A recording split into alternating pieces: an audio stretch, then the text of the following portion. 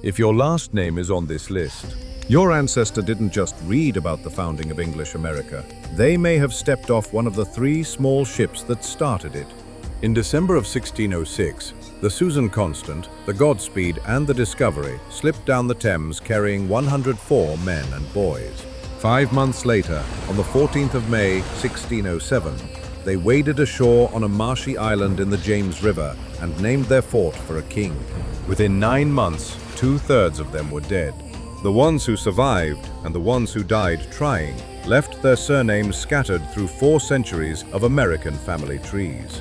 These 10 surnames appear in the Virginia Company's own passenger lists, in muster rolls, and in the letters the survivors sent home.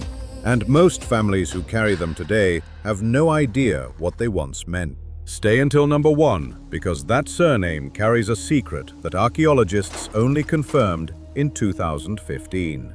Sealed inside a small silver box that lay buried under a church floor for 400 years. Number 10. Smith. Yes, the most common surname in the English-speaking world, and it belongs at the very center of this story. Smith is an occupational name, from the Old English smitan, to strike, the man who struck metal at the forge, the one tradesman no village could survive without. The Smith on the passenger list needs no introduction. Captain John Smith, a farmer's son from Lincolnshire who had already fought the Ottomans in Hungary and escaped slavery in Constantinople before he turned 27 or so his own memoirs claim. And historians have argued about those memoirs ever since. What the records do confirm, he crossed on the Susan Constant, arrived in chains, accused of mutiny mid-voyage, and only avoided the gallows because the sealed box of orders from London opened on arrival named him to the governing council. By September 1608, he was president of the colony, and his rule can be summarized in the sentence he borrowed from scripture and enforced at the point of starvation. "He that will not work shall not eat." The famous story of Pocahontas throwing herself over his body to stop his execution rests on Smith's own later telling, and scholars have questioned it for 2 centuries. So let us label it honestly, legend, wrapped around a documented man. If your name is Smith, you share it with millions, but you also share it with a soldier who, more than any other single man, kept England's first permanent colony alive through its first 2 winters. The next name sounds ordinary too. Its owner outlasted every rival on this list. Number 9. Martin. Martin comes from the Latin Martinus, from Mars, the Roman god of war carried across medieval Europe on the fame of Saint Martin of Tours, the soldier who cut his cloak in half for a beggar. The Martin who sailed in 1607 was Captain John Martin, and he had advantages most of the others lacked. His father, Sir Richard Martin, had been Lord Mayor of London and Master of the Royal Mint. The son had sailed with Francis Drake before he ever saw Virginia. Named to the original council, Martin was sickly, quarrelsome, constantly overruled, and he simply refused to die or leave. While presidents were deposed, executed, and shipped home, Martin buried a son at Jamestown and stayed. He patented Martin's Brandon, a plantation on the south bank of the James that still gives its name to Brandon Parish today. And he clung to it with such stubborn legal fury that the Virginia Company carved special exemptions into the colony's charter just to deal with him. Of all the original 1607 councillors, John Martin was the last one still standing in Virginia when he died around 1632, a quarter century after the landing. If your name is Martin, the record holds a man who proved that in early Virginia, survival itself was a form of victory. The next name belonged to the one man aboard whom everyone, on every side of every quarrel, actually trusted. Number 8. Hunt. Hunt is an occupational surname, Old English hunter, the huntsman, common across the English Midlands and the South. The Reverend Robert Hunt, vicar of a small parish in Sussex, was recruited as chaplain of the expedition. He nearly died of illness before the ships even cleared the English coast, and the fleet sat stormbound within sight of his home country for weeks. Yet he refused to be put ashore.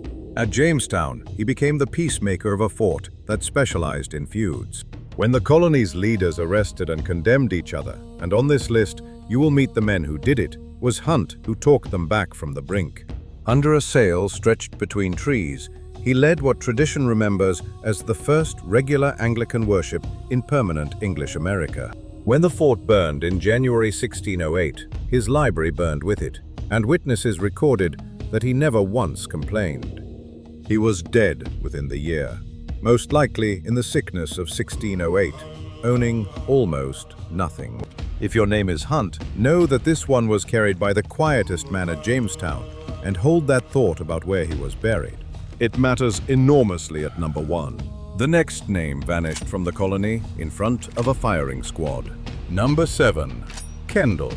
Kendall is a toponymic surname, a place name turned family name from the town of Kendall in Westmoreland, the valley of the River Kent in England's northwest. Captain George Kendall arrived as one of the 7 councillors named in the King's sealed orders. A well-connected soldier with experience in the wars in the Low Countries, and this detail is central past in the intelligence service of England's spy masters. Within months, he was accused of sowing discord, stripped from the council, and imprisoned aboard the Discovery in the river. Then, in the autumn of 1607, a dying blacksmith named James Reed, condemned for striking the colony's president, bought his own life at the foot of the ladder by revealing a secret Kendall, he claimed, was plotting mutiny, and worse, planned to sail for Spanish territory. Kendall was tried and shot at Jamestown before the year was out, the first recorded execution in English North America. Some historians, reading the Spanish archives, believe he was passing intelligence to Madrid, a genuine Spanish mole inside England's first colony.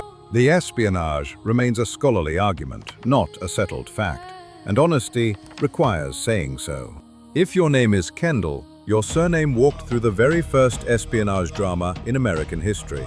The next name came with more noble blood than the rest of the fort combined and presided over its darkest winter. Number 6. Percy. Percy is Norman from Percy in Normandy, a place name carried to England in 1066, and for 5 centuries it meant one thing: the House of Percy. Earls of Northumberland, the mightiest family of the English North, the family of Harry Hotspur from Shakespeare's stage. George Percy, who landed in 1607, was the 8th son of the 8th Earl. His father had died a prisoner in the Tower of London. His brother, the 9th Earl, was locked in the Tower even as George sailed, suspected over the gunpowder plot. An 8th son inherits nothing, so the highest-born man at Jamestown arrived in effect as poor as the carpenters, kept alive by parcels his imprisoned brother sent across the ocean. Fate handed him the presidency at the worst possible moment. The winter of 1609 to 1610, remembered as the starving time. Of roughly 240 settlers crowded into the fort that autumn, about 60 were alive by spring. Percy's own unflinching account, his true relation, records colonists eating horses, then rats, then boiled shoe leather, and darker things still, which archaeology has since confirmed. He survived, went home, and spent his last years defending his record. If your name is Percy, it connects to the oldest noble thread in this story, worn by a younger son who watched the colony nearly die and wrote down the truth of it. The next name may not even be real, because its owner was living under an alias. Number 5. Radcliffe.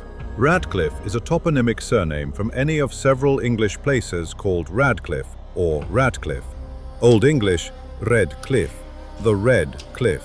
Captain John Radcliffe commanded the Discovery, the smallest of the 3 ships, and became the colony's 2nd president. But the records preserve a strange detail. Several sources state his real name was John Sycamore, and that Radcliffe was an assumed name. Why a gentleman crossed the Atlantic under an alias has never been resolved. Theories run from debts to espionage, and 400 years later, it remains an open file. His presidency collapsed in resentment. The starving colonists never forgave him for putting them to work building a governor's house while rations ran short. His end, in late 1609, was among the worst in early American history. Lured with about 30 men into a trade meeting for corn, he was captured by warriors of the Powhatan Paramountcy and, According to George Percy's account, the same Percy of number 6 died slowly by torture at the hands of the women of the tribe, flayed with mussel shells before a fire. If your name is Radcliffe or Sycamore, this story carries a genuine unsolved mystery in its first generation. From a president who died in agony to a laborer who found the happiest record in the entire fort. Number 4. Laydon. Laydon, also spelled Laydon or Laydon, is a rare surname, likely from a place name, and its very rarity is a gift to researchers, because almost every early American trace of it leads back to one man. John Laydon crossed in 1607, not as a gentleman, but as a carpenter, one of the working hands who actually built the fort the gentleman argued in. In the autumn of 1608, a supply ship brought something the colony had never seen: 2 women. One of them was a 14-year-old maid named Anne Burris. Within weeks, in the church at Jamestown, John Laydon married her, the first recorded English wedding on the soil of what became the United States. Their daughter, Virginia Laydon, born at the fort, became the first English child born at Jamestown to survive to adulthood. And here is the astonishing part. The entire family, John, Anne, and eventually 4 daughters, lived through the starving time that killed 3 out of every 4 people around them. The 1624 muster of the colony lists them alive together, farming in Elizabeth City. If your name is Laydon or Laydon, you carry the surname of America's first English bride and groom, a carpenter's family that outsurvived presidents. The next name belonged to the colony's first leader, elected before the ships even left sight of England's enemies, and destroyed within 4 months. Number 3. Wingfield. Wingfield is a toponymic surname from the village of Wingfield in Suffolk, seat of a distinguished soldiering family for generations. It has never been common in England or America, which makes every documented line precious. Edward Maria Wingfield, the unusual middle name, family tradition holds. Honoring a royal godmother was the only one of the Virginia Company's patentees who actually sailed with the First Fleet. He was a veteran soldier, an investor with his own money in the venture, and when the sealed box was opened in May 1607, the council elected him the first president of the first permanent English colony in America. He was, in effect, the first elected English executive on the continent. It lasted 4 months.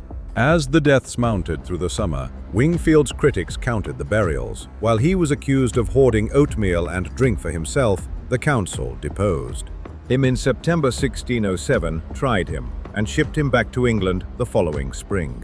He spent the rest of his life writing his defense, a discourse of Virginia, insisting he had been slandered. Modern historians treat him more kindly than his colonists did. Less a villain, more a proud man handed an impossible job. If your name is Wingfield, your surname sits on the very first line of American executive history, President number 1. 4 centuries before the office your textbooks count from. 2 names left. The next one, named American, places you have absolutely heard of before Jamestown even existed. Number 2. Gosnold. Gosnold is a rare East Anglian surname, rooted in Suffolk, and if you carry it, genealogists would genuinely like to hear from you, for reasons that go beyond curiosity, as you are about to hear. Bartholomew Gosnold was, by the reckoning of many historians, the true prime mover of the entire venture, the man John Smith himself called the first mover of the plantation, 5 years before Jamestown. In 1602, Gosnold had already crossed the Atlantic, and on that voyage he named 2 places still on every map of New England: Cape Cod, for the fish his crew hauled in, and Martha's Vineyard tradition says for his daughter Martha, who had died in infancy. Back home, he spent years recruiting investors, captains, and cousins for the Virginia project, then commanded the Godspeed on the 1607 crossing. He never saw the second winter. In August 1607, after 3 weeks of illness, Gosnold died at Jamestown, and the colony buried him with full military honors. Volleys of shot fired over the grave. In 2002 and 2003, archaeologists at Jamestown uncovered exactly that. a grave outside the fort wall with the decayed remains of a captain's leading staff lying on the coffin lid. They believed they had found Gosnold himself. A DNA comparison was attempted in 2005 against remains from his family's parishes in England and came back inconclusive. The identification remains probable, not proven. An open scientific case waiting. If your name is Gosnold, your family line may literally hold the key. A living descendant's DNA could one day close the file on the man who imagined English America. And that brings us to number 1 and the secret under the church floor. Number 1. Archer. Archer is an occupational surname from the Old French archier, the bowman, brought to England after the Norman conquest. As a name, it is not rare. But the Jamestown line of archers is another matter entirely, and it hides the best documented secret on this list.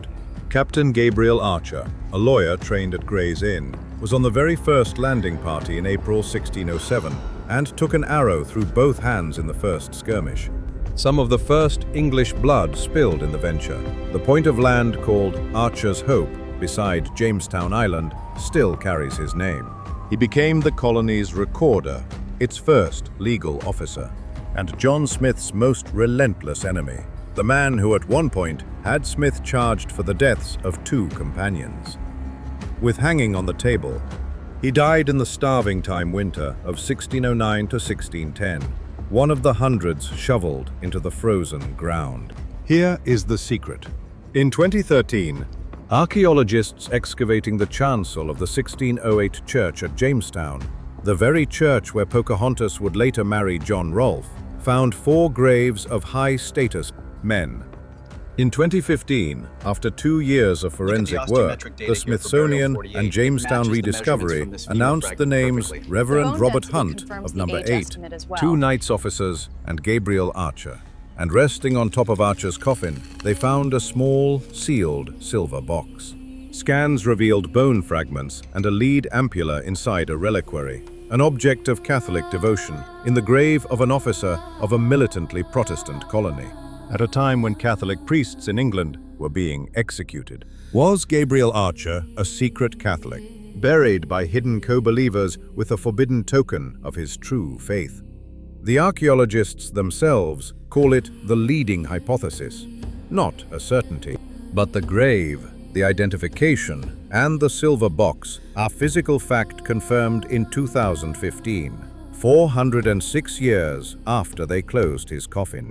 If your name is Archer, your surname's American story doesn't rest on a family tale. It rests on forensic science. Announced to the world within the last decade, 10 surnames, 10 threads leading back through 3 small wooden ships, a burned fort, a starving winter, and a silver box under a church floor.